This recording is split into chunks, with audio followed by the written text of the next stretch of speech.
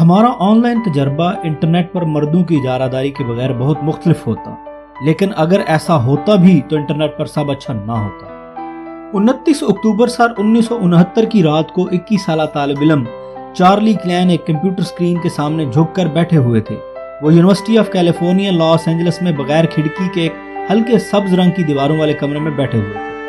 ان کے computer science supervisor Leonard clean rock بھی ان کے ساتھ ہی بیٹھے انہیں کام کرتا دیکھ رہے تھے کہ اتنے میں کلین نے ایک لفظ ٹائپ کیا۔ چند ہی لمحوں میں اسٹینفورڈ یونیورسٹی میں 150 میل دور ایک سکرین پر کلین کا پیغام نمودار ہوا، جسے انگریزی حروف LO پڑھا گیا۔ یہ دراصل ایک انتہائی برا آغاز تھا، کیونکہ کلین کا سسٹم اس وقت کریش کر گیا جب انہوں نے ابھی لاگ ان کا پورا لفظ بھی نہیں لکھا تھا، لیکن پھر بھی دونوں اطراف موجود لوگ خوشی سے نہال ہو گئے۔ اس کی وجہ یہ تھی کہ یہ پہلی مرتبہ تھا کہ دو کمپیوٹرز نے ورچولی پیغام رسانی کا عمل مکمل کیا تھا۔ یہ لمحہ انٹرنیٹ کی پیدائش کا لمحہ قرار دیا جا سکتا ہے۔ اس وقت اسے ARPANET کہا جاتا تھا، جو ایک ایسا کمپیوٹر سسٹم تھا جو امریکی وزارت دفاع کی جانب سے بنایا گیا تھا تاکہ ایک نیٹ ورک پر کمپیوٹرز کے درمیان معلومات بھیجی جا سکے۔ 50 برس بعد آج انٹرنیٹ 4 کمپیوٹرز کے فوجی تجربے سے ایک سویلین اور کمرشل پروڈکٹ میں تبدیل ہو گیا ہے، جس کی وجہ سے ایک گلوبل سائبر سپیس بن گئی ہے۔ ایسی ٹیکنالوجی کو بنانے میں جس کے باعث آپ سکرین پر الفاظ پڑھ سکتے ہیں ہزاروں افراد استعمال ہوئے تھے۔ ان میں اکثر خواتین ہیں، جن میں رادیا پرلمین جو ایک امریکی انجینئر اور ریاضی دان جنہوں نے انٹرنیٹ کی راؤٹنگ کو پائیدار اور قابل توسیع بنایا، کیرن سپاک جونز برطانوی کمپیوٹر سائنسدان جن کا کام اکثر سرچ انجنز کی بنیاد ہے، اور ان کی ہم وطن سوفی ولسن جن کا BBC مائکرو ڈیزائن کرنے میں کلیدی کردار ہے، اور ARM مائکرو پروسیسرز بنانے میں بھی جو دنیا کے آدھے سے زیادہ الیکٹرانکس میں پائے جاتے ہیں۔ النوائی انسٹیٹیوٹ آف ٹیکنالوجی میں ریاضی کے ایسوسیٹ پروفیسر مارک ہکس کا کہنا ہے کہ خواتین کا کمپیوٹنگ اور پروگرام کے آغاز میں اہم کردار تھا۔ ڈیم اسٹیفنی شرلے جنہوں نے 60 کی دہائی میں خواتین پر مبنی سافٹ ویئر کمپنی بنائی تھی، بتاتی ہیں کہ ان کے کردار کو اکثر پذیرائی نہیں ملتی تھی۔ وہ کہتی ہیں کہ حالانکہ خواتین کا اس میں اہم کردار تھا، لیکن انٹرنیٹ کا ڈیزائن زیادہ تر مردوں ہی کی جانب سے کیا گیا تھا۔ اگر آپ مزید باریکی میں جائیں تو اس میں کردار ادا کرنے والوں میں سفید فام مرد شامل تھے جن کا تعلق سلیکان ویلی سے تھا۔ لیکن انٹرنیٹ کیسا ہوتا اگر جنسی، نسلی اور صنفی اعتبار سے زیادہ متنوع گروہ اس کا ڈیزائن ترتیب دیتا؟ اگر خواتین اور اقلیتی طبقوں سے تعلق رکھنے والے افراد کو شامل کیا جاتا اور اس کے ڈیزائن میں ان کی رائے لی جاتی؟ اس وقت تاریخ کو واپس جا کر تبدیل کرنا تو ممکن نہیں ہے، لیکن اس فرضی سوال سے یہ سوال کھڑا ہوتا ہے کہ مردوں نے انٹرنیٹ پر کیسے نہ مٹنے والے نقشے چھوڑے ہیں۔ یہ نقشے اس ڈھانچے اور اس کی ظاہری شبہ پر بھی موجود ہیں، اور ان ذرائع پر بھی جن کو استعمال کرتے ہوئے ہم دوسروں سے بات کرتے ہیں۔ ظاہر ہے کہ یہ بھی ضروری نہیں ہے، اگر خواتین اور اقلیتوں کا اس کی تخلیق میں کردار ہوتا بھی تو سب اچھا ہوتا۔ تاہم اکثر ماہرین کا ماننا ہے کہ ایسا ہی ہوتا۔ اگر ایسا ہے تو پھر ان مختلف فیصلوں کا ظاہری خدوخال کیسا ہوتا، اور کیا ہمارے آس پاس متبادل انٹرنیٹ کا تصور ہوتا جو سب کے لیے منصفانہ اور تحفظ دینے والا ہو؟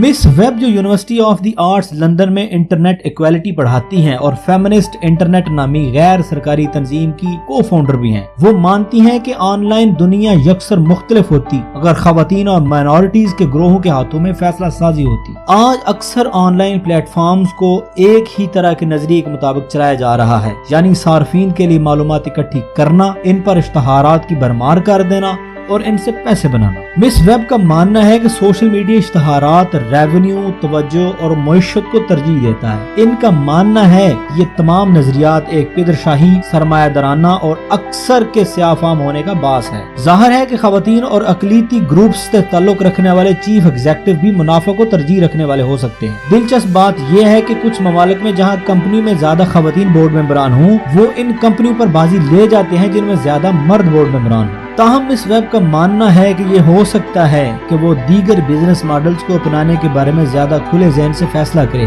مثال کے طور پر ایسی جن میں ماحولیاتی پائیداری، سماجی انصاف، کارپوریٹ ذمہ داری، انسانی حقوق اور مشترکہ آزادی کی عکاسی ہے۔ وہ کہتی ہیں کہ میں سمجھتی ہوں کہ اگر زیادہ متنوع افراد فیصلہ سازی کے مراحل پر نظر رکھے ہوئے ہوں تو ایسے مزید ماڈل سامنے آئیں گے جن میں مختلف آراء، ثقافت اور ترجیحات ہوں گی۔ مزید متنوع ٹیم ایک ایسے انٹرنیٹ کا پیش خامہ بھی ثابت ہو سکتا ہے جو زیادہ بین الاقوامی ہو اور اس میں غیر مغربی ثقافتوں کے حوالے سے زیادہ حساسیت موجود ہو۔ اس سے شرمناک صورتحال سے خود کو بچانے کا موقع مل سکتا ہے۔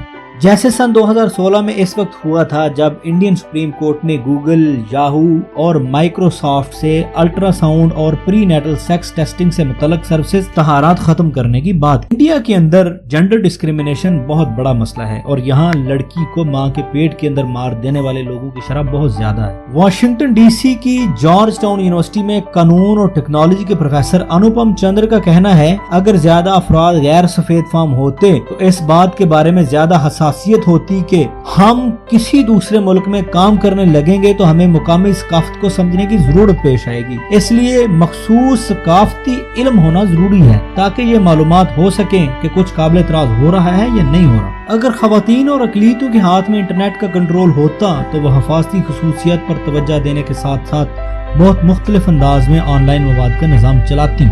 खवातीन अक्सर दुनिया को इस अंदाज से देख सकती हैं जिस अंदाज से मर्दों का देखना मुमकिन नहीं है और इस सूरत में मर्दों को महसूस नहीं हो सकता। हम अगर ऐसा होता तो शायद चीजें कुछ मुख्तलिफ होती। एरी वॉल्डमैन नॉर्थ ईस्टर्न यूनिवर्सिटी में कानून और कंप्यूटर साइंस के प्रोफेसर है। वो बीबीसी को बताते हुए कहते हैं कि इंटरनेट के ऊपर से ऐसा गैर कानूनी मवाद जो इंसानों के लिए खतरनाक साबित हो सकता है, इंटरनेट का सिस्टम खुदकार निजाम के जरिए इसको इंटरनेट से खत्म कर देता है। कैरोलिना आर बरतानिया की नॉर्थ अम्ब्रिया यूनिवर्सिटी में ऑनलाइन गालम गलोच पर तहकीक कर रही है। वो प्रोफेसर एरी वॉल्डमैन से इत्तफाक करती हैं। वो कहती हैं कि मवाद पर कंट्रोल वैसा ही है जैसा किसी पिदराना मुआशरे में होता है, यानी खवातीन अपने जिस्म के साथ क्या कर सकती हैं और क्या नहीं, और फिर अगर वो एक मखसूस तयशुदा रास्ते से हटकर काम करें तो इनको सजा देने की रवायत है। और वो समझती हैं कि अगर इंटरनेट की बागदौड़ खवातीन के हाथ में होती तो मामलात यकसर मुख्तलिफ होते। कैरोलिना आल एक पोल डांसर भी हैं और बाकायदगी से अपनी तस्वीर और वीडियोस ऑनलाइन पोस्ट करती हैं। इनमें ना तो बरहनगी होती है और ना ही किसी किस्म का जिनसी मवाद, लेकिन फिर भी इनके टिकटॉक और इंस्टाग्राम अकाउंट को कभी मुअत्तल किया गया और कभी इस तरह खत्म कर दिया गया कि इनको फौरी तौर पर मालूम भी ना हो सका कि हुआ क्या है। ताज़ा तरीन वाक़े के बाद इंस्टाग्राम ने उनसे खुद राब्ता किया और उनसे माफी तलब की और उनका अकाउंट दोबारा बहाल किया। इस वाक़े के मुताल्लिक़ मिस कैरोलिन कहती हैं